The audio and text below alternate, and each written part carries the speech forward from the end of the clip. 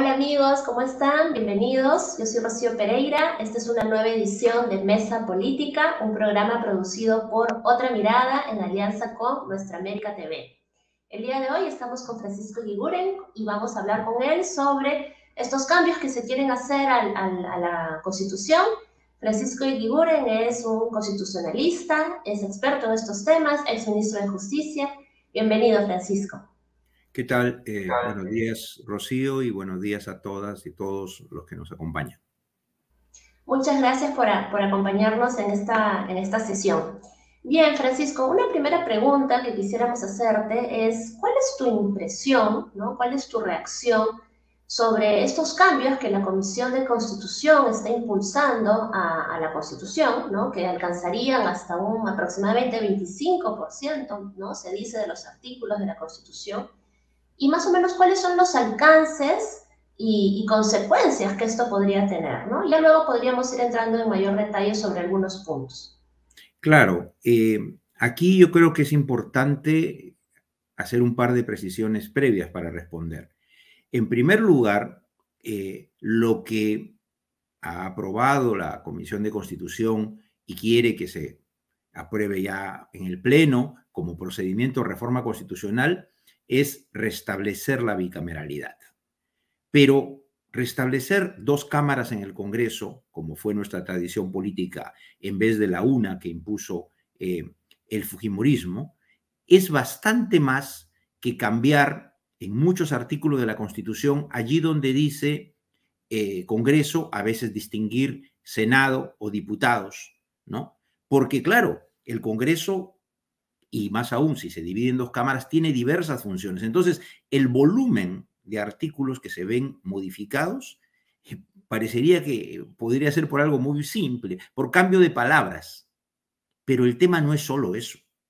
Tras el cambio de palabras, tras el decidir qué función se la doy al Senado o se la doy a diputados, ya estoy alterando un marco institucional que puede ser para bien o puede ser para mal, pero lo más importante es que de pasada, sin decirlo expresamente, se tocan un montón de instituciones, sobre todo en las relaciones entre gobierno y parlamento, que van a ser consecuencia de este cambio y que, por ejemplo, temas como el otorgamiento de la cuestión de confianza, a quién se pide, cuándo se concede, quién hace el nombramiento de altos funcionarios como los miembros del Tribunal Constitucional o el Defensor del Pueblo, quién va a ratificar o va a controlar los decretos de urgencia que dicta el gobierno, en fin, el tema del antejuicio. Hay un montón de normas de la Constitución que se ven afectadas por este simple aparente cambio de dividir en dos lo que antes era uno del Congreso.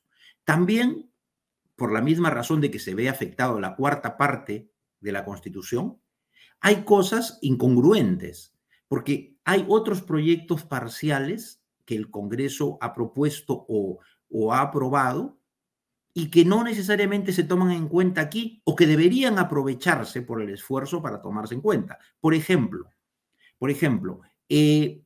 venimos discutiendo arduamente en los últimos tiempos cosas relativas a la cuestión de confianza, que el Congreso ha querido regular, y lo podremos conversar después, y lo ha regulado a través de una ley, no de una reforma constitucional, de una manera impropia. Bueno, eso no lo toca en el texto constitucional, o los casos donde el presidente puede ser acusado constitucionalmente, que es un tema que se discute mucho hoy, el 117, ¿no? Entonces, yo creo que hay incongruencia, y eso nos lleva al tema de fondo que era tu preocupación, que es final.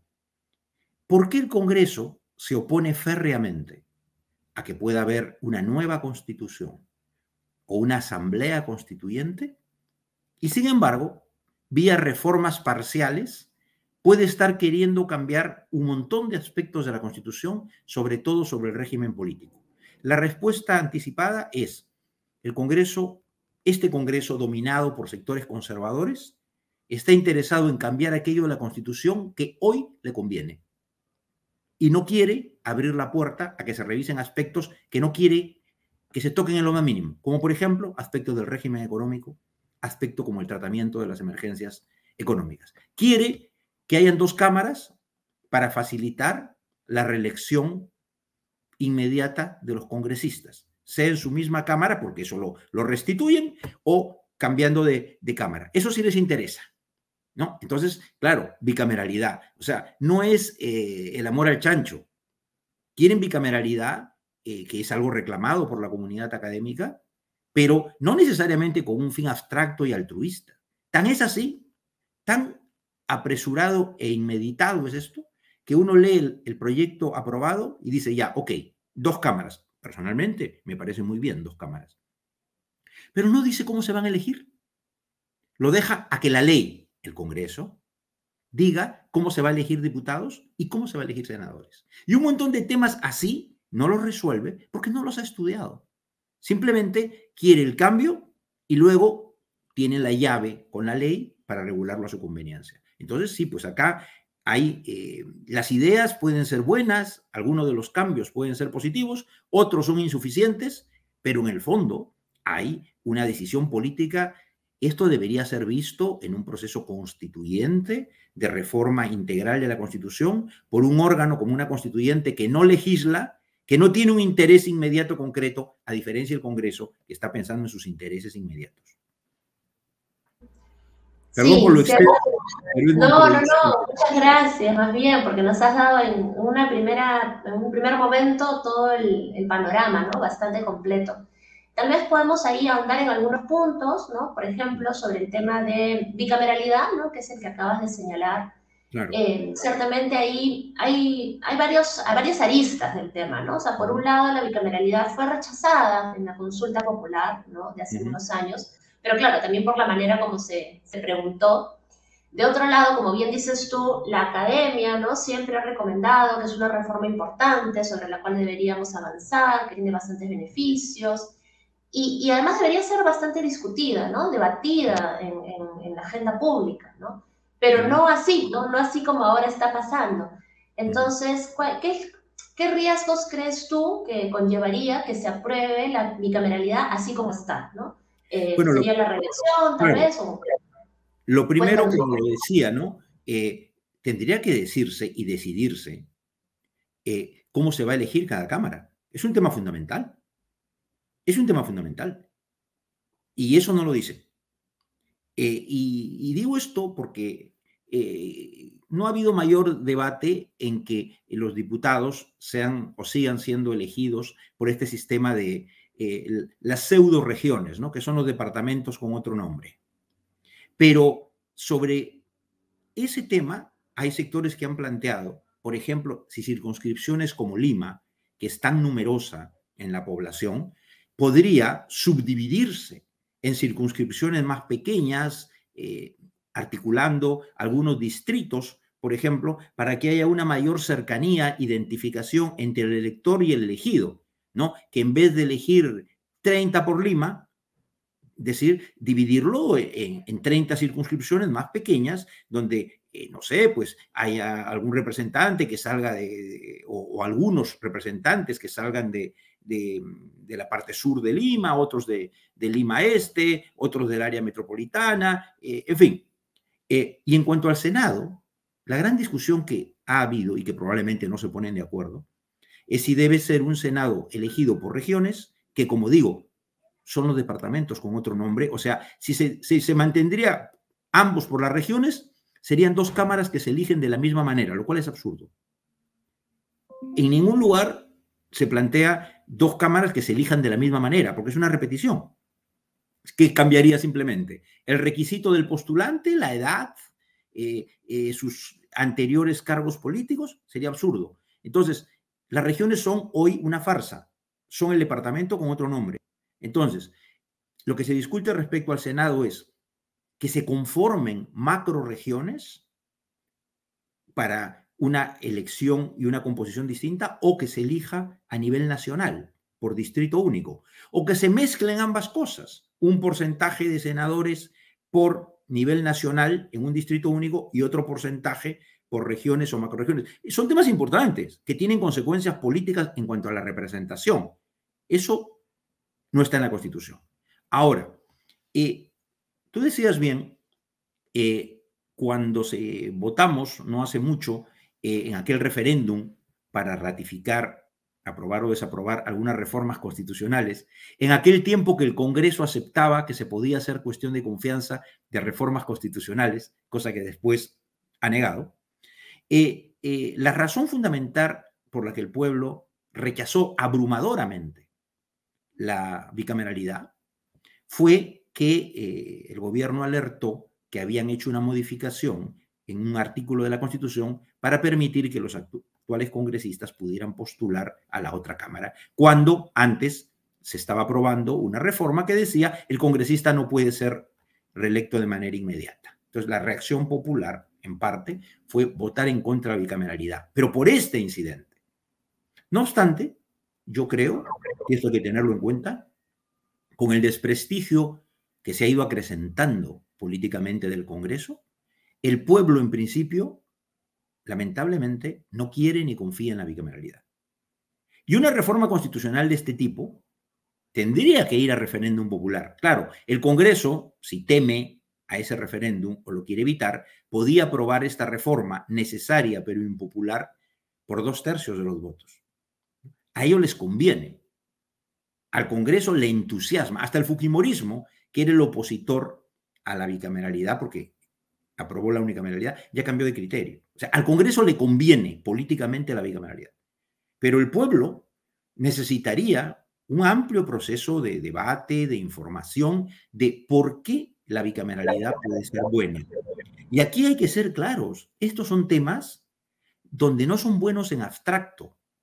Es como discutir la reelección presidencial inmediata. En el Perú es un desastre. No debe haber. Pero hay países donde la reelección presidencial inmediata, por una vez, funciona sin problemas, porque tienen una estructura política y electoral confiable, y esto ya es una tradición política. Lo mismo pasa con la bicameralidad. Puede ocurrir que con 2 cámaras elijamos lo mismo mal que ahora y tengamos, lo que mucha gente teme, un mayor número de congresistas de la misma poca calidad e inexperiencia. Entonces, no es que porque haya bicameralidad el Congreso va a mejorar en su composición, en su calidad. Ahí hay una alta responsabilidad también de los electores. No digo de los partidos porque en nuestro país ya no hay partidos. Hay grupos. La selección del candidato y por el pueblo es muy importante. Si no, repetimos el mismo error 2 veces y el remedio resulta peor que la enfermedad. Por eso hay que debatir, explicar si requisitos especiales. Bien, sí, no, sin duda es un tema que nos preocupa mucho, ¿no? Por la manera como se está aprobando, o se aprobaría, ¿no? La bicameralidad y sin este debate público que necesariamente debería existir. Ahora, yo te quisiera preguntar sobre otro tema que no tiene nada que ver con la bicameralidad, pero que lo han puesto también, ¿no? Lo han incluido, que es esta potestad que tendría el Congreso de remover, destituir a los jefes de los organismos del sistema electoral, ¿no? Y quisiéramos entender un poco cómo es que esto entró y qué implicancias tendría, ¿no? De pronto el Congreso se convierte en un superpoder. Bueno, esa es otra muestra de lo que yo decía, cómo sin querer queriendo, solo aparentemente sustituyendo Congreso por tal o cual Cámara, hay algunos cambios concretos que se introducen, como este, o incluso la posibilidad de que el Congreso destituya a los miembros del Jurado Nacional de Elecciones. No, esto sería fatal.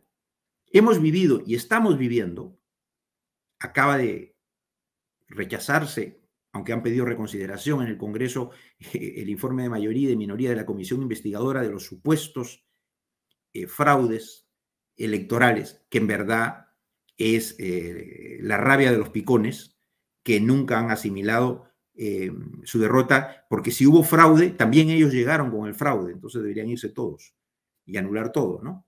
Pero una de las cosas buenas que tiene la Constitución actual es que eliminó toda participación de los órganos políticos en la conformación y selección de los órganos electorales, ¿no? Porque a los miembros del jurado no interviene ni el Congreso ni el Ejecutivo en su conformación, lo cual les da un mayor margen de independencia personal y autonomía institucional, y en el caso de los jefes de OMPE y RENIEC, los elige la Junta de Justicia.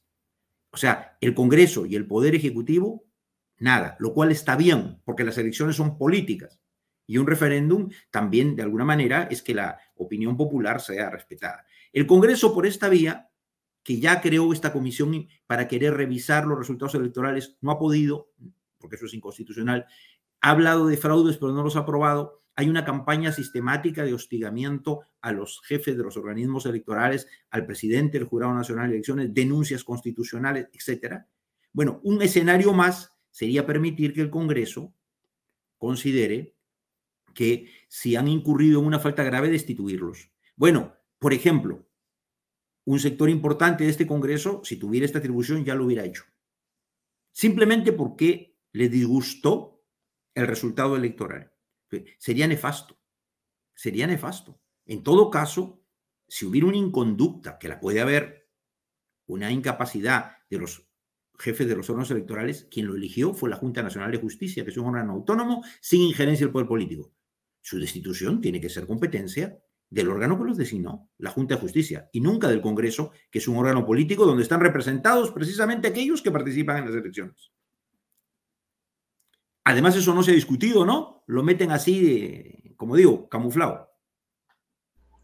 Así es, ¿no? Y preocupa en verdad que son tantos los cambios con tanto nivel de consecuencias para el país y que está pasando, no sé, tal vez por un poco de agua tibia, ¿no? Siento que no hay Sí. el nivel de resistencia o el nivel de reacción ciudadana ante estos temas, ¿no? Y ahí también te quería preguntar, a ver, ¿no? Nuevamente regresamos a que esta reforma de la Constitución o mejor dicho, este cambio de Constitución o esta convocatoria a la Asamblea Constituyente que tanto repudiaban varios sectores del Congreso, ahora de una manera de facto lo están haciendo, ¿no? Pero ellos mismos, ¿no? De manera a puertas cerradas, de manera express. Entonces, ¿cómo se explica esta aparente contradicción? No querían cambio de constitución, pero ellos están haciendo en la práctica un cambio sustancial a la constitución. ¿Y cómo se explica esta contradicción? Y además, si es posible que lo hagan. O sea, ahí quisiéramos que nos des un poco más de luces. Si esto va a pasar y nadie va a decir nada, ¿es posible que finalmente se logre? Desde hace muchos años vengo planteando la necesidad de una asamblea constituyente que haga una refundación de nuestro régimen político, que sea la primera constituyente y la primera constitución que nazca en nuestro país en el siglo XX y XXI en un marco democrático, porque las constituciones que hemos tenido siempre han sido hechas, aunque fuera por asambleas o congreso constituyente, en dictaduras o en el marco de un gobierno autoritario. Sería muy importante una nueva constitución que nazca de un proceso constituyente en democracia, en plena democracia, ¿no? Que no es simplemente que se elija democráticamente a la asamblea, sino que exista un ambiente político democrático, ¿no? Pero porque la ventaja que tiene un cuerpo constituyente, distinto al Congreso, que sigue existiendo y haciendo su tarea, es que ese cuerpo constituyente no necesariamente es un cálculo político concreto, ¿no? Es decir, como no va a dar leyes, como no va a nombrar a nadie, simplemente discute y diseña una constitución convocando a amplios sectores de opinión política, no solo a los elegidos, abriéndose a la sociedad civil, a la academia, etcétera, y terminada su tarea se van. O sea, no tienen el interés de hacer una constitución a la medida de sus expectativas y apetencias políticas. Pero lo más importante, ¿por qué una nueva constitución? Porque sí, se pueden hacer cambios a esta constitución. Y estamos viendo, el Congreso puede cambiar la cuarta parte o podría cambiar la mitad o podría cambiar toda. Pero el problema es el órgano que lo hace, que el Congreso no está de dedicación exclusiva para esto, pero ¿quiénes lo integran? ¿Cuál es el mandato popular? Un mandato popular para elegir una asamblea constituyente es: yo te elijo para que hagas una constitución, que el pueblo tendrá que ratificar en referéndum. Claro, ¿puedes elegir mal? Sí, sí puedes elegir mal. Pero ese es otro tema, ¿no? Pero además, nuestro país necesita un nuevo pacto político. Las fuerzas políticas que dieron origen a la Carta del 93, el proceso de la Carta del 93 se dio luego del autogolpe de Fujimori, en la cúspide del poder autoritario. Algunas fuerzas políticas se abstuvieron de participar en el proceso constituyente. Y aún dentro de ellas, si bien grupos progresistas de los que participaron y fueron elegidos dieron una pelea muy importante, y a ellos se deben muchos aportes en la Constitución, no es la realidad política del país de hoy, esa realidad del 93. Entonces, la Constitución tiene que nacer de un pacto político-social con vocación de duradero. El proceso constituyente del 93 fue un proceso espurio, fue una salida política oportunista del fujimorismo presionado por la comunidad internacional. Ellos en el fondo lo que querían en la nueva constitución, como hicieron, es liberalizar el régimen económico, incorporar la reelección presidencial inmediata de Fujimori, darle más poder al Ejecutivo y a los militares, a la Fuerza Armada. Tan es así que muchas de las reformas parciales de la Carta 93 vienen ya a partir del gobierno de Toledo, de Paniagua, todo el tema de descentralización se implementa allí, y lo que no quiere el Congreso, ligado a intereses políticos conservadores, es que se revise nada del régimen económico. Y una nueva constitución, además de dar un nuevo pacto político por razones políticas y morales en nuestro país, porque no puede ser que muchos de los sectores que estuvieron ligados al nacimiento de esa constitución hayan sido luego vinculados en graves casos de violaciones a los derechos humanos o de corrupción o de delincuencia organizada. Por eso necesita un nuevo pacto social en democracia, limpio, con las fuerzas de hoy, pensando pues en un pacto para 20 años, pero también darse cuenta cuáles han sido las áreas críticas, ¿no? Por ejemplo, para esta reforma, la vuelta a bicameralidad, que yo creo importante, pero no así. Y bueno, ¿y qué pasó con dos temas trascendentales que hemos vivido en este tiempo? Más de 2 años y pico de pandemia, con su efecto en la salud, pero también con todo su efecto económico. ¿Es que eso no ha existido? La Carta del 93 estuvo muy marcada por la experiencia del terrorismo. Bueno, el tema del último tiempo es los efectos de la pandemia que han desnudado las limitaciones del modelo económico neoliberal, que de social no tiene nada. ¿Y qué pasa? ¿Qué se hace ante una emergencia económica? ¿Qué se hace ante una emergencia sanitaria? La Constitución del 93 no tiene una línea sobre eso. No la quisieron poner. Y por eso cada vez que han habido reclamos sociales, ¿qué pasa si cuando no había oxígeno se especula con el precio, ahora con el precio de los alimentos? No, es que el libre mercado, los precios no se pueden controlar. Bueno, pero si estuviéramos ante prácticas abusivas de acaparamiento, de abuso de la necesidad de la gente, ¿el Estado qué tiene que mirar nomás cómo pasa? Sí, tiene que mirar nomás cómo pasa, ¿no? Y que si las clínicas cobraban una barbaridad por internarte, o si no habían respuestas, o cómo haces para atender las necesidades de la gente sin empleo, la gente que al no tener empleo no tenía que comer. O sea, el Estado espectador, el Estado no interventor en casos de emergencia, es lo que plasma la Carta del 93. Y eso hizo crisis y ha quedado descubierto que eso no sirve. Y sobre eso no quieren revisar nada.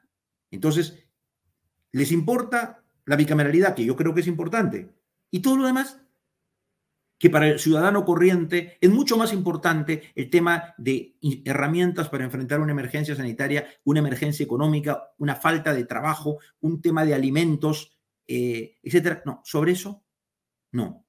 Eso le interesa más al pueblo que el tema de la bicameralidad, que es importante, insisto, ¿no? Por eso muchas veces los sectores conservadores dicen, el pueblo no le interesa la constituyente, el pueblo le preocupa esencialmente el empleo, la comida. Sí, pues.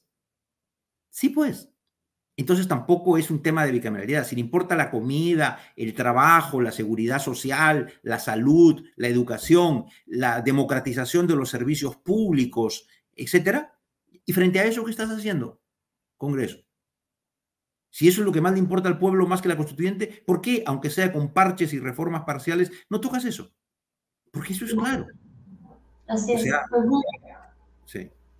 Sí, no, claramente coincidimos con el punto de vista que planteas, Francisco. Ya para ir cerrando, ¿no?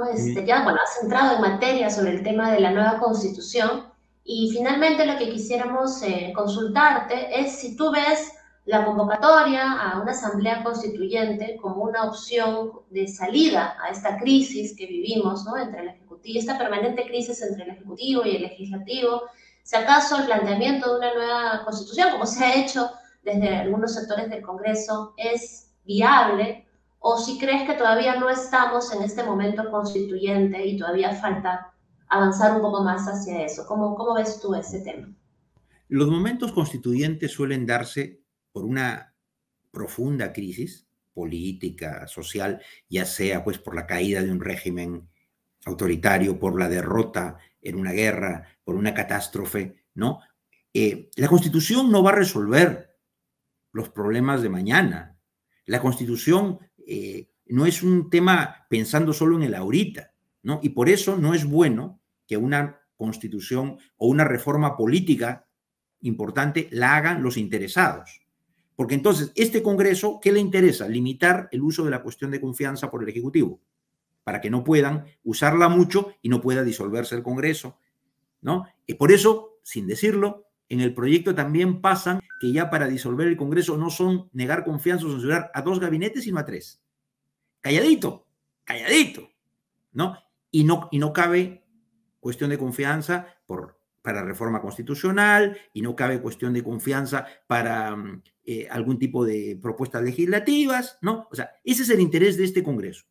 La experiencia política peruana demuestra que el mismo régimen político que tenemos hace más de 150 años, tal cual casi, salvo el tema de la disolución del Congreso, que viene con la Carta del 79, pero todo lo demás, la interpelación, la censura, la cuestión de confianza, todo eso ya tiene 100 y pico de años. Lo interesante del caso peruano es que ese mismo diseño constitucional funciona distinto según la composición política del Congreso y su relación con el gobierno. Por eso, cuando por primera vez durante toda la vigencia del 93 la oposición dominó el Congreso y con una sola fuerza, el fujimorismo, en el caso de Kuczynski y luego con Vizcarra, ya vimos lo que pasó. Y en el caso del presidente Castillo, si bien no es una sola fuerza, lo que es cierto es que los sectores de oposición son más que el gobierno. Claro, eso le da un importante contrapeso que es deseable en un sistema político. Pero esto es muy distinto cuando un gobierno tiene mayoría política propia en el Congreso o la construye por alianzas, que fue el caso, de alguna manera, durante un tiempo, mientras duró la luna de miel, de Toledo, de García, de Humala, que no es que tenían mayoría absoluta en el Congreso, ni menos propia, pero hicieron alianzas y durante algunos años así vivieron. Entonces, uno tiene que decir, a ver, hay cosas que la Constitución no puede resolver, pero las mismas herramientas van a funcionar distinto según la composición política del Congreso y su relación de mayor afinidad o oposición respecto al gobierno. Y eso es una decisión que tiene que ver primero con el diseño del sistema electoral, del cual no se habla nada, y también con la conciencia del pueblo cuando elige, ¿no? Ahí es donde uno tiene que discutir, y bueno, ¿y la segunda vuelta tiene sentido? ¿La no reelección de congresistas tiene sentido? ¿Cómo regulo la cuestión de confianza? Pero tiene que ser una revisión analítica, escuchando opiniones técnicas, estudiando nuestra historia política de los últimos 30 años, y que no lo decidan quienes están en el pleito, porque ellos están haciendo el cálculo. Este Congreso y el gobierno, cada cual hace su cálculo político, y no puedes poner en la Constitución lo que resuelve el problema de hoy, porque de repente crea el problema de mañana. Y el tema del pueblo, que no puede ser un observador en esto. Claro, dirás referéndum. Si hoy llevan tal cual a votación, por ejemplo, la bicameralidad, otra vez, estoy seguro, se va a caer. Porque muchos sectores que no están de acuerdo, no con la idea de la bicameralidad, sino en la forma que se está haciendo, van a decir a la gente, vota en contra, rechaza el retorno a la bicameralidad. Y vamos a perder algo que es necesario simplemente por lo mal hecho, por el apresuramiento o la postura política de una mayoría en el Congreso, por no hacer bien las cosas, por pensar en el cambio para ahorita. Entonces, yo diría un proceso constituyente en el cual creo firmemente, no como una solución mágica, sino como un camino político y moral necesario en nuestro país, creo que no es su momento. Lamentablemente, queda claro que por el momento no es. No lo es. El Congreso le ha cerrado además todas las puertas de una manera antidemocrática y prepotente, ¿no? Ha reformado la ley de participación ciudadana para que no pueda la ciudadanía generar mediante firmas un referéndum para que el pueblo se pronuncie, si quiere o no quiere. O sea, este es el único caso inédito, casi como quien dice la carreta delante de los bueyes, donde el Congreso, que es poder constituido, se atribuye prepotente y soberbiamente el derecho de negarle a un pueblo el decidir si quiere o no quiere una nueva constitución y si quiere o no quiere una asamblea constituyente. O sea, los mandatarios, los dependientes del pueblo, le imponen al titular del poder constituyente, el pueblo, una decisión. Y eso es una vergüenza políticamente, ¿no? Y claro, todo lo que venga de ese tipo de iniciativa del Congreso va a ser rechazado popularmente, pero al final perdemos todo. Porque entonces nuestra tarea tiene que ser, no aprueben no ratifiquen el referéndum, esta reforma porque está mal hecha, porque tiene mucho contrabando, igualito que pasó la vez pasada con el retorno a la bicameralidad. O sea, tienes que votar no, matando la idea, y si vuelve a morir en un referéndum la propuesta de bicameralidad, de repente ahí queda, ¿no? Pero no es por la idea misma de la bicameralidad, es por la forma, por el contrabando que se mete en la reforma, ¿no? Por los intereses políticos mezquinos de un grupo político que con la constitución pues, actual sabe que no van a poder ser reelectos. ¿No? Lo cual está mal. Sí. Sí, bueno, Francisco, te agradecemos.